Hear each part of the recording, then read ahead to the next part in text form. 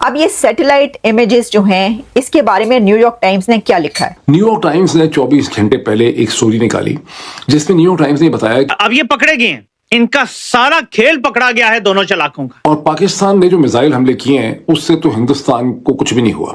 जब इन्होंने रिटेलिएट किया पहले और भारत ने जब इनकी एयर बेसिस और मिलिट्री बेसिस पे अटैक्स किए हैं, उसके बाद ये भागे, मतलब फोन पे भागे अमेरिकन के पास और कहा कि हमारी जान छुड़वा दें। इंडिया लॉन्ग टर्म सोच रहा है। अगर वो इंडस वाटर ट्रीटी रिवोक कर रहा है, वो आज का नहीं सोच रहा, वो आपकी आने वाली नस्लों के पानी खत्म करने की बात कर रहा है। पाकिस्तान के मिसाइल जो वहां गए, भारत का तगड़ा सिस्टम है S-400 और उनकी जो ट्रिपल लेयर सिस्टम है, उसने पाकिस्तान के मिसाइलों को रोका। ये सारे आलमी जरायद आपको बताएंगे कि यही बात है। और आप AI से भी फौरन करके देख लेंगे जी आलमी जरीदे क्या बोल रहे हैं, एक्सपर्ट्स क्या बोल रहे हैं, वो आपको यही बात बताएंगे। कोई नुकसान हमने नहीं पहुंचाया उनको, अभी तक कोई ऐसी रिपोर्ट्स नहीं। अगर और 48 घंटे में खुद भी इसको मैं देख रहा हूं कि अगर ये जिस किस्म की एक्यूरेट स्ट्राइक्स उन्होंने की हैं हमारे एयर स्ट्रिप्स पे, अगर 48 घंटे तक और वो ये स्ट्राइक्स हर 6-6 8-8 घंटे के बाद करते रहते तो बहुत कम हमारे पास ऐसे रनवेज रह जाते। और फिर ठीक है कि रनवेज को आप जल्दी रिपेयर भी कर लेते हैं, लेकिन हमारे लिए ठीक ठाक क्राइसिस खड़ा हो जाना था। फिर चलाक बंदा चालाकी में कुछ ना कुछ गलती कर देता है। फजर के टाइम सीज फायर आया, ठीक है, ऑप्शन। शहबाज शरीफ ने फौरन कहा, काबीना से नहीं पूछा, मीटिंग नहीं की, पार्लियामेंट के कोई बात नहीं हुई, एग्जेक्टिव ऑर्डर दिया कि जी सीज फायर पे बिस्मिल्लाह करें। उसके बाद 12 घंटे बाद फजर के भारत ने हमारे एयर बेसिस पे हमला किया, सिंध में हमला किया, पंजाब में हमला किया, जगह जगह उन्होंने हमले किए। हमारे स्क्वाड्रन लीडर को शहीद किया, हमारे बाकी एयरमैन जो थे वहां बैठे हुए एयरबेस पे उनको शहीद किया गया, कई और जवान शहीद हुए। कुछ नहीं किया हमने, क्योंकि फजर के टाइम नहाते हुए शहबाज शरीफ ने कह दिया था कि जी बिस्मिल्लाह करें। उसके बाद भारत ईंट से ईंट बजा गया हमारी, हमने जवाब नहीं दिया, बस सीज फायर मान लिया। अब यहां से सोचें, ये सच हो सकता है कि सीज फायर भारत मांग रहा हो और भारत ही आप हां कर दें, हम फजर के टाइम हां कर दें भारत को सीज फायर की, और भारत शाम को हमला क्यों करेगा? आप मुझे बताएं। मेरा आपसे सिंपल सवाल।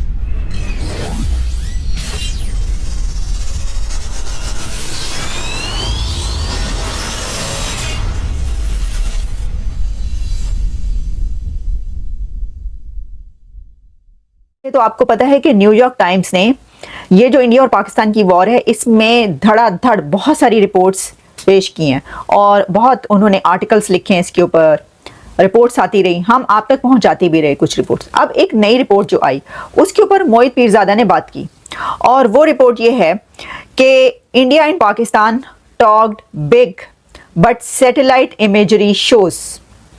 अब ये सैटेलाइट इमेजेस जो हैं, इसके बारे में न्यूयॉर्क टाइम्स ने क्या लिखा? न्यूयॉर्क टाइम्स ने ये लिखा है कि जो दोनों तरफ के वॉर हुई है उसमें इंडिया को कोई खास नुकसान नहीं हुआ। पाकिस्तान ने जो हमले वहां पर किए हैं उससे इंडिया को कोई खास नुकसान नहीं हुआ, बल्कि जो उधमपुर की एयरबेस दिखाई जा रही थी कि वहां पर इतनी तबाही हो गई, तो वो भी कोई तबाही उसके अंदर नजर नहीं आती। क्योंकि न्यूयॉर्क टाइम्स ने ये कहा है कि जो इमेजेस, सैटेलाइट इमेजेस पेश किए जाते हैं किसी भी वॉर के बाद या उस दौरान के दोनों कंट्रीज की तरफ से, उसमें इंडिया की तरफ से तो आ रहे हैं इमेजेस, लेकिन पाकिस्तान की तरफ से कोई इमेजेस नहीं दिखाए जा रहे कि कहां पर पाकिस्तान ने हमला किया है, इंडिया के अंदर कहां कहां तबाही हुई है, या पाकिस्तान के अपने अंदर जहां पर इंडिया ने हमला किया है उसमें कोई नुकसान नहीं हुआ। ऐसे कोई इमेजेस पेश नहीं किए गए। तो फिर न्यूयॉर्क टाइम्स ने खुद से जो है उसके ऊपर अपनी रिसर्च की और उसके बाद उन्होंने इमेजेस पेश किए, जिसमें उन्होंने कहा है कि इंडिया ने 9 नहीं बल्कि 24 मकामात को निशाना बनाया है। क्योंकि हम अभी तक यही कहते रहे थे कि इंडिया ने 9 मकामात को बनाया है, लेकिन न्यूयॉर्क टाइम्स की रिपोर्ट यह कह रही है कि पाकिस्तान के अंदर इंडिया ने 24 मकामात को निशाना बनाया और सही ताक के ठीक निशाने पर जो है वो उन्होंने ढूंढ ढूंढ के मारा है, मिसाइल और जो भी वो जंग के दौरान होता रहा। की जा रही है कि हमने बड़ा नुकसान कर दिया, हमने ये कर दिया, तो ऐसा कुछ नजर नहीं आता। और ये एक ऐसा बड़ा सच है कि अगर इसके ऊपर जो है वो कोई जब बोलेगा तो उसके ऊपर जो है वो साइबर क्राइम की तरफ से कोई पर्चा हो जाएगा। अब देखें इसके अंदर फिर ये भी लोग कहना शुरू हो गए कि क्योंकि अभी पर्चा हुआ है मोहित पीरजादा के ऊपर और 3-4 और लोग हैं, मन्नू रानी, मोहित पीरजादा, कुछ और भी लोग जो कि सब पाकिस्तान में इस वक्त नहीं है, बाहर है, उनके ऊपर फिर एक जो है वो पर्चा कर दिया गया है।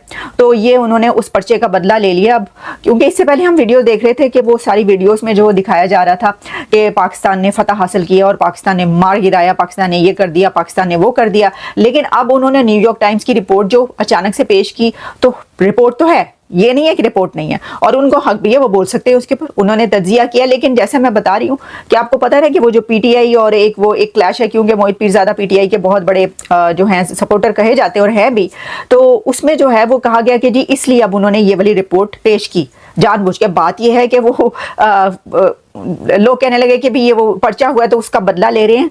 तो देखें, हर एक को वो तो गद्दार है, तू गद्दार है और निकाल दो इसको, ये गद्दार है, इसको मुल्क से निकाल दो। बात ये वो पहले ही मुल्क से बाहर है, तो बाहर की निकलना है तुसी।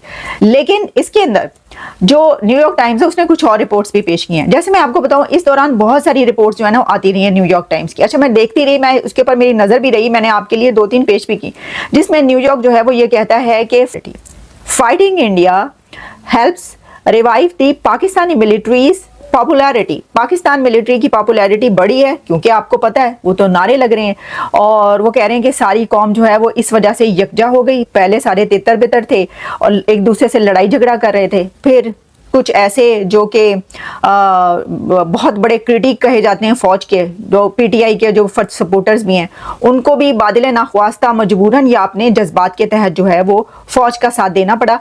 तो इससे ये पता चलता है कि ये एक जो नेशन है वो यूनाइटेड हुई है इस फौज की वजह से। ये न्यूयॉर्क टाइम्स की रिपोर्ट थी जो मैंने आपको बताया, और ऐसा है भी, ये गलत नहीं है।